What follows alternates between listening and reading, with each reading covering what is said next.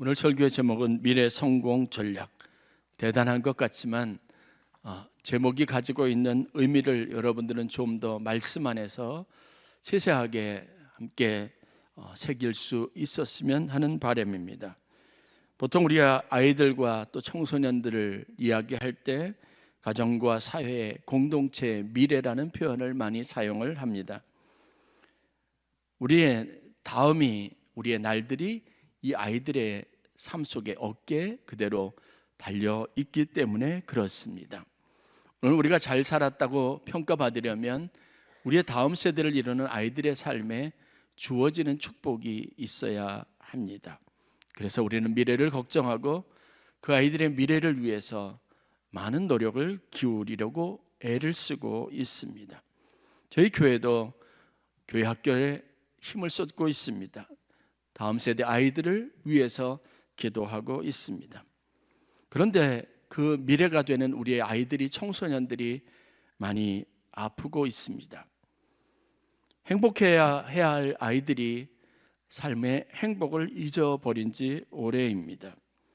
그 원인은 공부 때문일 수 있고, 두 번째는 인정하기 어렵지만 부모들 때문이라는 사실을 우리가 인정해야 할 필요가 있습니다.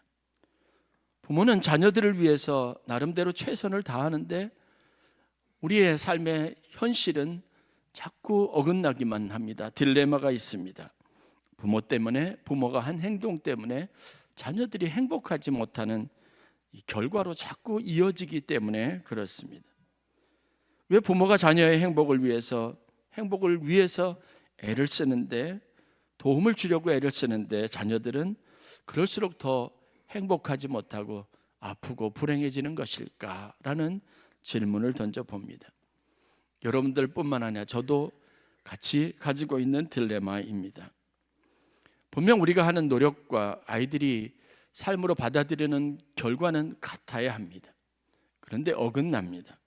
신앙생활 전반적인 것뿐만이 아니라 자녀들을 교육하고 양육하는 데 있어서도 이런 문제가 발생하고 있습니다.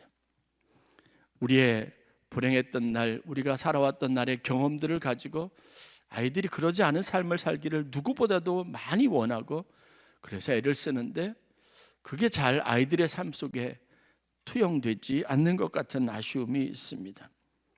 제가 보기에는 그래서 이제는 좀 뭔가 생각을 바꿔야 할 때가 아닌가 싶습니다.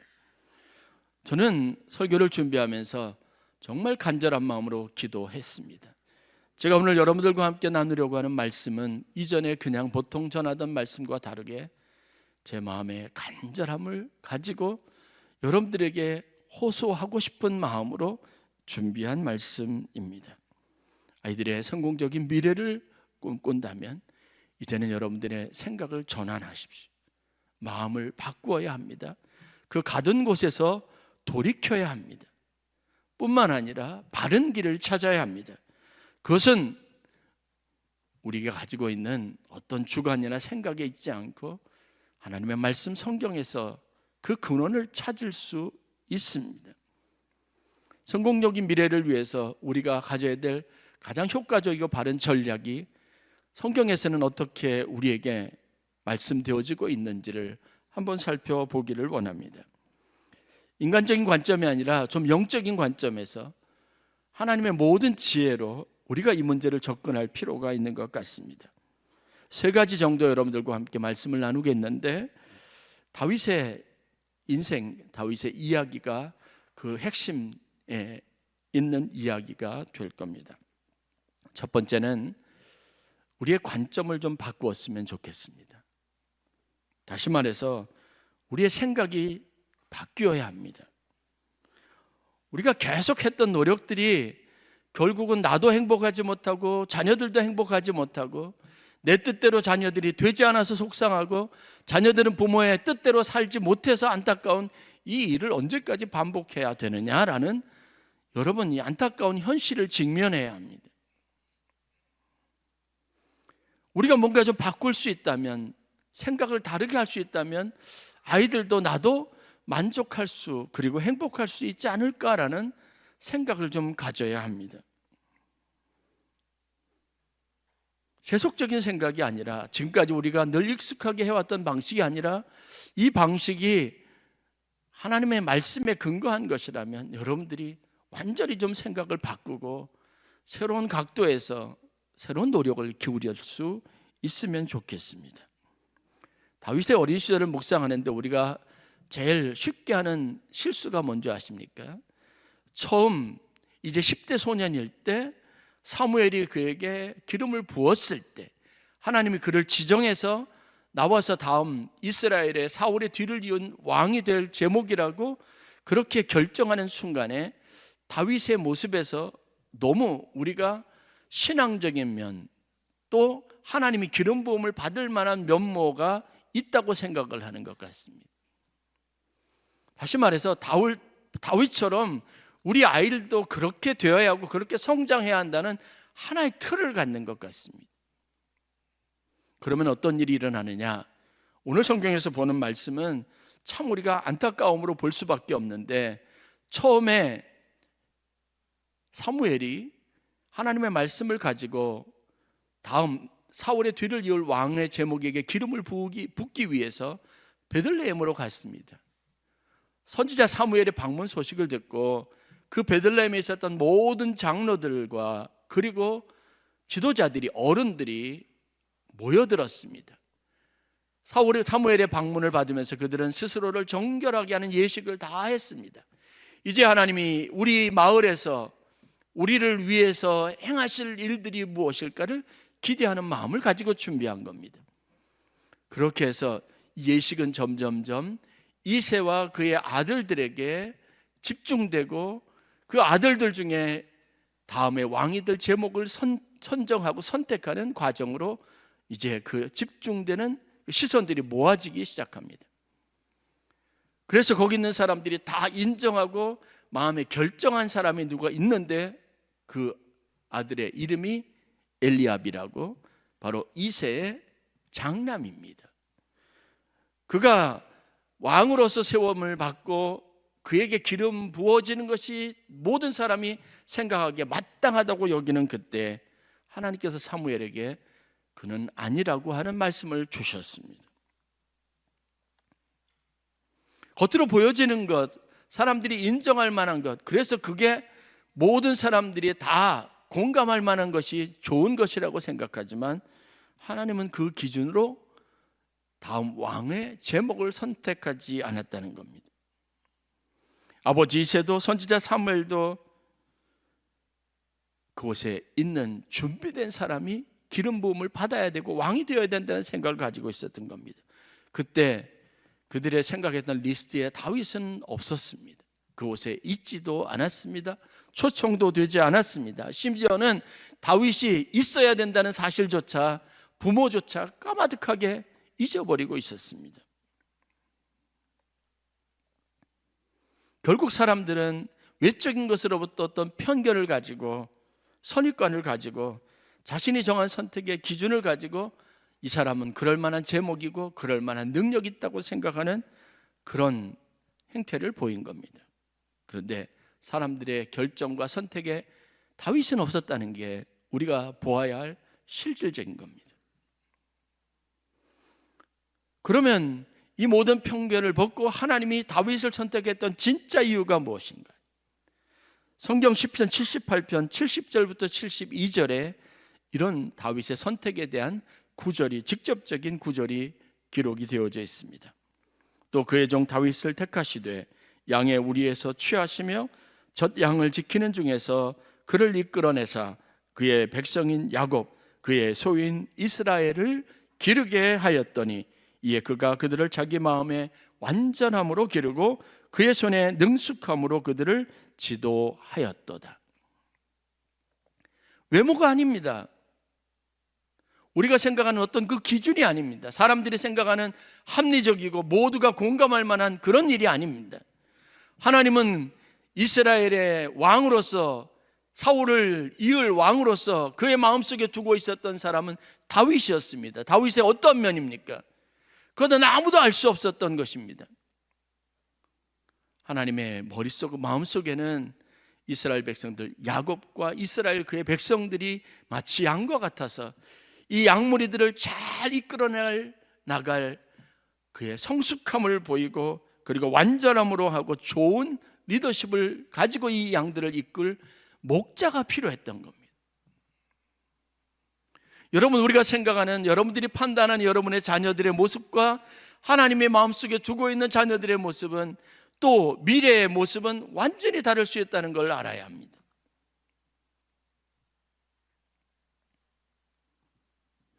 그러한 관점에서 하나님께서 사무엘에게 이런 말씀을 주신 겁니다. 그들이 오매 사무엘이 엘리압을 보고 마음에 이르기를 여호와의 기름 부으실 자가 과연 주님 앞에 있도다 하였더니, 여호와께서 사무엘에게 이르시되 그의 용모와 키를 보지 말라. 내가 이미 그를 버렸노라. 내가 보는 것은 사람과 같지 아니하니 사람은 외모를 보거니와 나 여호와는 중심을 보느니라. 여러분, 여러분의 겉에 눈에 보여지는 여러분의 자녀들에게 어떤 사람의 모습에서 여러분 신앙적인 것을, 여러분들이 생각하는 기준을 절대로 찾지 마십시오. 다윗의 인생에서 우리가 보는 첫 번째 교훈이 바로 그겁니다. 우리는 항상 외적인 것에, 드러나는 것에 집중하지만 하나님은 그 마음속에 아무도 알 수 없는, 심지어는 부모도 알 수 없는 그 안에 있는 하나님의 생명을 주실 때 그에게 두셨던 가장 아름답고 정결하고 고귀하고 하나님이 쓸만한 것을 주목하신다는 겁니다.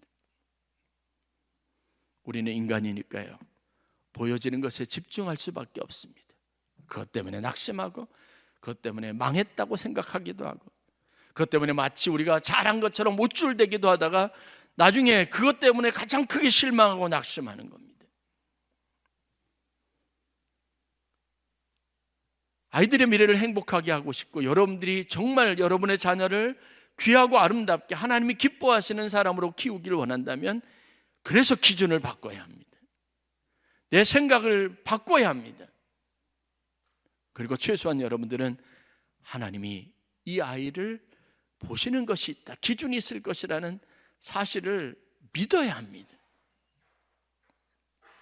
사무엘은 하나님의 선지자였지만 최소한 자기가 가지고 있는 영적 감각을 총동원해서도 겨우 뽑을 수 있었던 사람이 엘리압인데, 엘리압은 하나님이 이미 버렸다고 선언했던 사람이었습니다. 아들이었습니다. 아이들은 여러분들이 보는 것, 그 기준에 여러분 인생이 국한되어 있지 않습니다. 아이들의 미래는 하나님에게 있습니다. 그 믿음을 가지시길 주의 이름으로 간절히 축원합니다. 낙심하지 마세요. 너무 섣부르게 판단하지도 마세요. 조급해하지도 마세요. 하나님이 그 아이의 생명을 주셨다면 거기에 하나님이 담으신 목적이 있습니다. 다윗의 경우를 보면 하나님이 그 안에 있는 그 마음속에 아무도 알지 못하고, 심지어는 부모도 알지 못하는 그 마음속에 보석과 같은 하나님의 때에 하나님이 쓰실 만한 좋은 것이 있어서 그것을 키워가시고, 때가 되면 하나님이 그걸 사용하시는 겁니다. 여러분들이 야민교회 안에서 제게 어떤 존재인지를 저는 가끔 생각합니다. 여러분들은 각각, 성도님들 각각을 어떻게 판단할지 모르지만 저에게는 신비 그 자체입니다. 그분이 있는 것은, 그분이 그런 마음을 갖는 것은 제가 생각해 본 것도 아니고 요구한 것도 아닙니다. 아이들이 가끔 우리에게 주는, 제 마음속에 주는 어떤 소망도, 기도의 제목도, 격려도 마찬가지입니다. 그게 제가 요구해서 부모가 가르쳐서 될까요? 아닙니다. 늘 저희 교회에 와서 예배드리는 아이가 아닌데도요, 저를 보면 늘 언제나 가끔 오다가 와서 예배를 드리면 제일 먼저 달려와서 저를 끌어안아요. 신기하죠? 그런데 그 이유가 뭐냐면요, 저 멀리 사니까, 바다 건너에 사니까요, 가까이 볼 수가 없어요. 영상으로 예배를 드리는 거예요. 그래서 누구보다도 저를 친숙하게 생각하는 거죠. 그러니 여러분, 영상으로 예배를 실황을 중계하고 설교 방송을 보내는 걸 중단할 수 있겠습니까? 아니죠. 힘든 일입니다. 우리 박선희 목사가 그것 때문에 고생 많이 하고, 저 위에 최소한 4명의 사람이 방송실에 붙어 있어야, 그래야 될 수 있는 게 영상 실황을 중계하고 그 다음에 설교나 아니면 예배 찬양팀들의 그 모든 것들을, 영상을 여러분들과 함께 공유할 수 있게 되는 겁니다. 인력도 필요하고 사람도 필요하고 재능도 필요한데 그만두고 싶은 마음이 많습니다. 그런데도 계속 할 수 있게 하는 거죠. 저 위에서 여러분 예배 시간에 봉사하는 사람이 누군지 아십니까? 여러분 모르죠? 김주영, 서형욱, 손만수 집사입니다.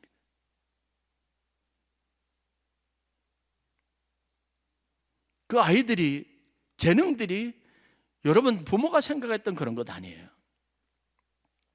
신비하고 놀라운 겁니다. 여러분, 우리 시각을 가지고 정해진 것을 가지고 내가 원하는 거, 필요한 일을 하지 않고 그 모습이 아니라고 낙심하지 마세요. 최소한 이새에게, 사무엘에게 다윗은 존재조차 없었던 사람입니다. 그런데 하나님은 그를 눈여겨보았지 않습니까? 하나님이 보는 것과 우리가 보는 것 사이에 최소한 이런 차이가 있다면 여러분 인정해야 합니다.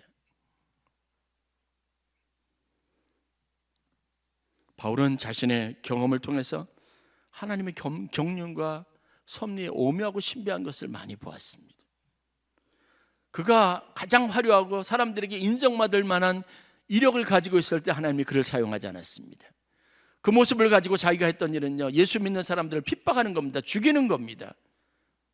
살해 의도, 증오심, 미움으로 가득 찬 삶을 살았습니다. 그런데 하나님이 그를 가장 귀하게 쓰셨던 것은요, 그가 자기의 모든 이력을 배설물처럼 여겼던 순간이죠. 그 겸손한 마음을, 그 드러나지 않았던 그 속마음에 있었던 겸손함을 하나님이 귀하게 여기신 거예요. 그래서 이렇게 고백합니다. 고린도전서 1장 26절부터 29절. 형제들아, 너희를 부르심을 보라. 육체를 따라 지혜 있는 자가 많지 아니하며 능한 자가 많지 아니하며 문벌 좋은 자가 많지 아니하도다. 그러나 하나님께 세상에 미련한 것들을 택하사 지혜 있는 자들을 부끄럽게 하려 하시고 세상에 약한 것들을 택하사 강한 것들을 부끄럽게 하려 하시며 하나님께 세상에 천한 것들과 멸시받는 것들과 없는 것들을 택하사 있는 것들을 폐하려 하시나니 이는 아무 육체라도 하나님 앞에서 자랑하지 못하게 하려 하십니다. 우리는 자랑거리로 삼았는데, 그것을 내 인생의 성공 요인이라고 삼았는데 하나님 앞에 그것은 아무것도 아닌 거예요. 결국은 우리의 그런 기대를 무너뜨리는 분이 누구냐면 하나님이시라는 거예요. 여러분, 교회마다 담임 목사 청빙 제도가 있는데 저는 그것을 보면서 가지고 있는 안타까움이 참 많이 있습니다. 우리가 보고자 하는 것, 청빙의 조건으로 삼는 모든 내용들이 뭔지 아십니까? 겉으로 드러나는 거예요. 한 번 와서 설교하라면 저는 어디 가서든지 잘할 수 있습니다. 제가 가장 히트쳤던 것, 제 마음에 깊은 감동을 입던 거 가지고 하면 되니까요. 근데 그걸 가지고 설교 잘하는 목사님이라고 청빙의 조건으로 삼습니다. 많은 스펙과 이력이, 여러분 그것을 말해줄 수 있습니까? 절대 그렇지 않습니다. 편견과 고정관념, 우리가 할 수 있는 선택의 조건과 기준, 내가 스스로 만족할 수 있는 성공의 조건, 요건, 여러분 아무것도 아니에요. 하나님은 더 집중력 있게 좋은 것으로, 필요한 것으로, 아무도 볼 수 없는 그 깊은 잠재력을 귀하게 보고 그것을 픽업하실 수 있는 분입니다. 그러면 여러분, 우리의 시각을 바꿔야 하지 않겠습니까? 지금까지 여러분들 자녀들을 가지고 향해서 보던 판단 제로로 만드시길 주의 이름으로 축원합니다. 여러분들이 마음속에 가졌던 그런 섣부른 그런 거 다 버리세요. 이제는 제로부터 시작하는 겁니다. 그리고 하나님이 보시는 것이 있을 겁니다. 여러분이 그것을 느낄 때까지 기도하시기를 바랍니다. 두 번째, 그래서 우리에게 필요한 것이 있는데 뭐냐면, 그렇다면 하나님께 온전히 맡길 수 있어야 합니다. 하나님 것으로, 하나님의 손길에 맡기고 드려야 합니다. 부모가 가지고 있는 조급함이 있는데 그 조급함이 무엇을 말하냐면 항상 자녀들에게 내가 최고의 영향력을 극대화하려고 하는 욕심입니다. 아이들에게 주려고 해요. 아이들에게 본받게 하려고 합니다. 아이들에게 하나라도 덜 고생스러운 것으로 하려고 합니다. 그런데 그게 효과가 있었나요? 별로 없습니다. 저희가 자랄 때 한국이 참 어려울 때입니다. 불과 30년 전에, 40년 전에 여러분 먹는 게 어려웠습니다. 학교에 들어가서 배우는 것이 여러분 누구에게나 허락된 건 아닙니다. 저희 집에서 5남매인데 저 하나만 선택돼서 여러분 대학 공부했습니다. 나머지는 대학을 보낼 수가 없었어요. 저희 아버님이 선택한 겁니다. 내 동생 하나도, 내 오빠 하나도 공부시키기 어려운데 다른 생각하지 말라는 거예요. 그나마 제일 공부 잘했다고 하는 아들 하나 뽑아서 온 가족들이 다 그 아들 공부시키는데 다 힘을 쏟았습니다. 부모님들이 자식 오늘처럼 여러분 교육하느라고 신경 쓸 겨를이 있었나요? 먹고 사는 것 자체가 힘들었던 때입니다. 자식들은요 알아서 성장해야 됐습니다. 부모의 도움과 관심이 없었던 그때도 우리는요 우리가 살아야 될 미래를 꿈꾸고 어떻게 해야 되는지 깊이 고민하면서 내 미래를 개척자의 마음으로 살아왔던 겁니다. 그런데 여러분 그게 더 좋았던 것 같지 않습니까? 여러분들이 영향력을 극대화해서 그 고생 안 시키겠다고 필요한 거 다 줘서 그래서 여러분 자녀들이 더 나았다고 말할 수 있나요? 저 586 세대입니다. 그렇게 어렵게 힘들게 해서 대학을 나와서 대학은 자녀를 다 가게 해야 된다 그래서 자식들 다 대학 공부시킵니다. 그랬더니 어떻습니까? 여러분 기대했던 자식들 인생들이 그렇게 만들어지는지 여러분 아니지 않았습니까? 좋은 것들 여러분들이 많이 준다고 해서 절대로 훌륭하게 되는 거 아닙니다. 오히려 어렵고 힘든 환경 속에서 자란 아이들이 더 독립적이고 자기 인생에 대한 책임감도 강한 겁니다. 사무엘상 16장에 우리가 관심을 가져야 될 표현이 하나 있는데 바로 13절 말씀입니다. 그렇게 해서 기름 부음을 받은 이후에 다윗의 인생이 어떻게 바뀌어졌는지, 어떻게 그가 왕이 되어져가 있는지를 성경은 이렇게 한 줄로 표현하고 있습니다. 사무엘이 기름 뿔병을 가져다가 그의 형제 중에서 그에게, 즉 다윗에게 부었더니 그날 이후로 다윗이 여호와의 영에게 크게 감동되니라. 그는 그냥 주목할 만한 평범한 사람이었는데 그날 이후로 하나님이 선택하시고 난 다음에 하나님의 영이 그와 함께 했다고 기록하고 있습니다. 그 얘기는 뭐죠? 다윗의 나머지 인생은 하나님이 책임지신 겁니다. 그게 부모의 무책임함이 아니라 하나님이 더 많은 영향력을 결정이든 살아가는 방식이든 그가 무엇을 해야 한다고 아니면 힘든 상황 가운데 있든 그의 마음속에 더 강한 영향력을 미친 것이 하나님이라는 거예요. 선택할 때도 하나님이 그에게 지혜를 주시고 어려움 가운데 처해 있어서도 하나님은 그에게 기도할 마음을 주신 겁니다. 그렇게 만들어진 것이 왕으로서의 다윗입니다. 여러분 아버지 이세의 영향력 아래에 있었다면 목동이죠. 그래요. 양수가 더 늘어날 수는 있습니다. 아버지가 뭐 재산을 더 줄 수 있는데 제가 봐서는 아버지의 그런 철학 안에서라면 다윗은 막둥이 다윗이 차지할 수 있는 유산 별로 없었을 것 같아요. 자식같이 여기지도 않았던 것 같으니까요. 그냥 베들레헴의 쓸쓸한 시골에 양이나 치는 목자였을 겁니다. 아니에요. 그가 하나님 앞에 드려졌을 때, 하나님이 그를 양육하고 키웠을 때, 하나님이 주권자가 되셨을 때 비록 다윗은 인생이 고달프고 힘들었지만 왕이 될 수 있었던 겁니다. 이게 남의 이야기일까요? 아니에요. 우리에게도 똑같이 일어날 수 있는 일입니다.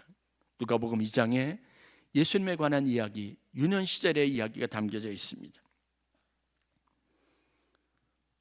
죽을 뻔하다가 이집트로 피난을 떠납니다. 그러다가 헤롯 왕이 죽었다는 이야기를 듣고 다시 나사렛으로 돌아와서 그곳에서 평범한 유년 시절을 보냅니다.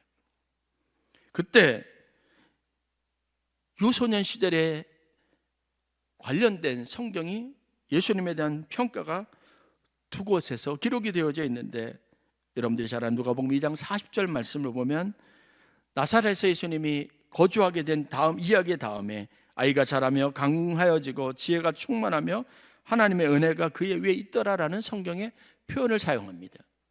그러면 그의 성장 과정에 부모가 아니라 하나님의 은혜가 그를 지혜롭게 강하게 만들었다는 겁니다. 그가 나이 12살 때 행적이 잠깐 기록이 되어져 있는데 누가복음 2장 그 이후에 41절부터 기록입니다. 나이 12살에 6월절 절기를 지키기 위해서 모든 가족들이 다 예루살렘에 올라갔습니다. 거기서 절기를 보내고 내려오는데 자기 아들이었던 예수가 함께 그 무리 중에 없는 거예요. 자식이 있는지 없는지도 모르고 참 비정한 부모죠. 한참 가다가 나중에 발견하고 난 다음에 화가 나서 그 아들을 찾으려고 예루살렘으로 다시 올라갔는데 거기 성전에 예수가 나이 많으신 그 종교 지도자들과 앉아서 이야기를 나누고 이제 사람들이 다 예수의 이야기를 듣는 거예요. 화가 나서 그에게 책망하고 나무라면서 가자고 말합니다. 그때 예수님께서 부모님에게 뭐라고 말했는지 성경이 다음과 같이 기록합니다. 어찌하여 나를 찾으셨습니까? 내가 내 아버지 집에 있어야 될 줄을 알지 못했습니까? 이 이야기가 뭘까요? 저는 이렇게 말씀드리고 싶습니다. 예수님은 하나님의 은혜로, 하나님의 지혜로, 하나님의 보냄을 받은 자녀의 여러분 영적 힘으로 자라난 겁니다. 그것을 정체성으로 가지고 있었던 겁니다. 그런데 부모는 어느 순간 내가 까마득하게 아이를 처음으로 가졌을 때 가브리엘 선지자가 예언했던 것들 생각하지 않은 거예요. 잊어버린 거예요. 예수의 정체성을 평범한 아이, 목수의 아들로 만들어버린 겁니다. 그렇게만 생각했던 거예요. 이게 바로 부모와 어른들이 가지고 있는 한계인 겁니다. 여러분의 아이들을 평범한 아이로 키우지 마시고요, 최소한 목사님이 그렇게 기도했다면 그 말씀대로 되어질 아이로 여기는 믿음이 여러분들 가운데 있기를 바랍니다. 그래서 여러분들이 키우면 안 돼요. 여러분의 영향력이 최소화돼야 돼요. 하나님의 손길이 이 아이와 함께 해야 합니다. 최소한 여러분들이 똑같이 하나님의 성령이, 하나님의 영이, 하나님의 은혜가, 지혜가 이 아이 가운데 부어지기를 위해서 기도해야 하는 겁니다. 여러분들이 영향력을 주려고 하지 마십시오.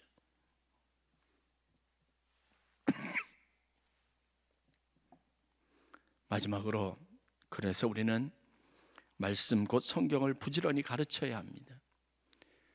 하나님의 관점으로 보고 하나님의 것으로 구별했다면 그 아이를 하나님의 사람으로 만들어야죠. 그러기 위해서 필요한 것은 말씀입니다. 성경입니다. 여러분, 이걸 그냥 일상적이라고 여기지 마세요. 말씀은 바울이 말하기를 어렵고 힘든 상황 가운데 목회 상황에 있던 디모데에게 말하면서 분명하게 가르친 게 있어요. 내가 어려서부터 들었던 그 말씀이 내가 무엇을 할지, 내가 그것의 목회자로서 어떤 일을 하게 될지 친히 지도할 거라는 겁니다. 모든 성경은 하나님의 감동으로 된 것입니다. 그래서 우리를 교훈하고 책망하고 바르게 하고 의롭게 교육하기에 충분합니다. 여러분이 이 믿음을 가지시길 주의 이름으로 간절히 축원합니다. 미국이 기억하는 가장 위대한 대통령 아브라함 링컨, 켄터키주의 가난한 농부의 아들로 태어났습니다. 어린 시절 10살이 막 지났을 때 그를 처음에 낳았던 어머님이 돌아가시고 두 번째 스텝맘이 그에게 와서 그를 양육했습니다. 부모들이 이 아이에게 이렇게 되라 저렇게 되라 이야기하지 못했습니다. 왜냐? 그를 도울 수 없었으니까요. 그럴 수 없었던 게 여러분, 링컨에겐 더 축복이었습니다. 정직해라, 성실해라, 그리고 기도해 주는 것 외에는 없었고 말씀을 가르치는 것 외에는 할 수 있었던 것이 없었습니다. 그 최소한의 영향력이 아브라함 링컨을 위대한 지도자, 대통령으로 키운 겁니다. 그러나 여러분, 지도자로서 그가 존경받을 수 있는 이유가 뭔지 아십니까? 어머니께서 물려주신 유언으로 주신 낡은 성경책이었다는 건 우리가 잘 아는 이야기입니다. 잠언서 22장 6절, 마땅히 행할 길을 아이에게 가르치라. 그리하면 늙어도 그것을 떠나지 아니하리라. 여러분, 이 말씀을 믿으시기를 주의 이름으로 간절히 축원합니다. 마땅히 행할 길을 아이에게 가르치십시오. 그리하면 늙어서도 그 아이가 성장하는 인생 내내 그 영향력이 그를 떠나지 않을 것이고 그의 선택을 도울 것이고 그의 마음에서 그를 일으켜 세워줄 것이고 그가 믿음의 선택, 선한 길, 아름다운 선택을 하며 살아갈 수 있도록 도울 것입니다. 하나님의 말씀은 살아있고 운동력이 있습니다. 오늘 우리가 읽은 본문이 어떤 의미가 있는지 여러분 아십니까? 아주 평범한 이야기고 성경의 신명기에서, 출애굽기에서, 민수기에서 매일같이 반복되게 들었던 말씀입니다. 그런데 이 말씀이 가지고 있는 의미를 좀 새겨보고 입체적으로 어떤 상황이었는지를 생각해 보면 결코 가볍게 넘길 수 있는 말씀이 아닙니다. 모세가 마지막 유언과 같이 대서사시를 찬송으로 이스라엘 백성들에게 들려줍니다. 그리고 그 말미에 마지막 부분에 이렇게 그들에게 당부하듯이 말씀을 전합니다.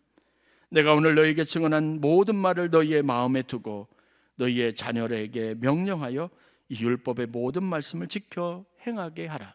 모세가 무엇을 말하죠? 자기가 이 지난 이야기, 역사들을 쭉 이야기하면서 이 이야기를 마음에 두어라.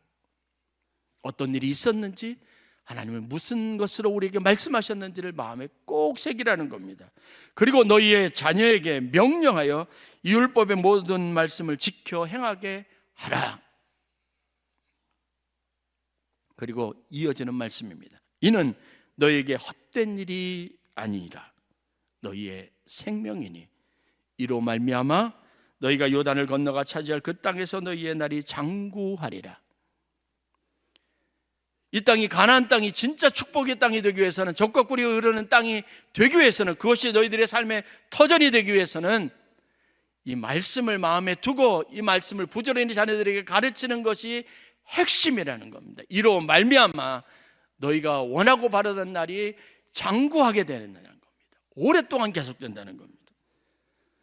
여러분의 삶이 살아왔던 날들이 보람있기를 원한다면, 오래오래 이어지기를 원한다면 모세가 피를 토하는 심정으로 말했던 이야기, 너희에게 증언한 이 모든 말을 너희의 마음에 두고 너희의 자녀에게 명령하여 이 율법의 모든 말씀을 지켜 행하게 하라는 이 말씀을 꼭 실천할 수 있는 여러분들이 되시기를 주의 이름으로 간절히 축원합니다. 하나님께서 이 아브라함에게 마지막에 그렇게 귀하게 얻은 독자 이삭을 제물로 바치라는 요구를 하십니다. 아브라함에게 약속하신 약속을 성취하는 방식인데 우리가 전혀 생각했던 것과는 다른 방식으로 아브라함에게 내 독자 이삭을 바치라고 이야기합니다. 100세 어렵게 얻은 아들인데요. 그런데 이 요구를, 상식적으로 이해할 수 없는 이 요구를 하나님이 귀하게 보셨습니다. 결론은 이거죠. 하나님의 말씀에 순종할 수 있을 때 비로소 내가 하나님이 약속하신 축복을 유업으로 받을 수도 있는 자격을 갖추게 될 거라는 거예요. 그러면 생각해 보세요. 내가 살아왔던 삶을 내 자녀가 한순간에 다 무너뜨릴 수 있는 날이 여러분 멀지 않은 우리의 장래가 될 수 있다는 겁니다. 그 아이가 나와 같은 마음과 믿음을 가지고 내가 살아왔던 날을 부정하지 않고 그것을 소중하게 여기고 자신의 믿음과 신앙을 더욱 키워나가고, 그리고 부모 세대보다 더 아름다운 믿음의 유산을 가업으로 받는 큰 기업을 이룰 수 있는 그런 자녀가 되기 위해서 필요한 게 뭘까요? 여러분과 여러분의 자녀들을 같은 생각과 같은 뜻 안에서 일치시켜 줄 수 있는 게 뭘까요? 여러분의 믿음, 여러분에게 주셨던 하나님의 말씀 아니겠습니까? 하나님은 오늘 그것을 우리의 자녀들과 공유하라고 말합니다. 하나님의 시각으로 여러분의 자녀들을 보는 인내가 필요하고요. 이 자녀가 조급한 순간이라도 하나님 앞에 드렸다고 인정해야 할 거고요. 여러분들이 그나마 할 수 있는 최선의 노력은 아이들에게 부지런히 말씀을 가르치고 말씀으로 교훈하는 겁니다. 기도하는 부모님의 본을 보이세요. 너무 잔소리하는 것도 좋지 않습니다. 제가 목사로서 오늘 아침에 내 마음에 요즘 왜 이렇게 하나님께서 성령으로 충만하게 하실까요? 왜 말씀을 자꾸 주실까? 그냥 전하게 하지 않고 마음의 깊은 곳에서 말씀을 전하게 하실까 생각해 봤는데 오늘 아침에 사무실에 앉으면서 하나님께서 깨달음을 주셨습니다. 아침 8시 반이면 저를 위해서 기도하시는 장로님들이 있으니까요. 매일같이 매 주일마다 기도하시는 여러분들이 있으니까요.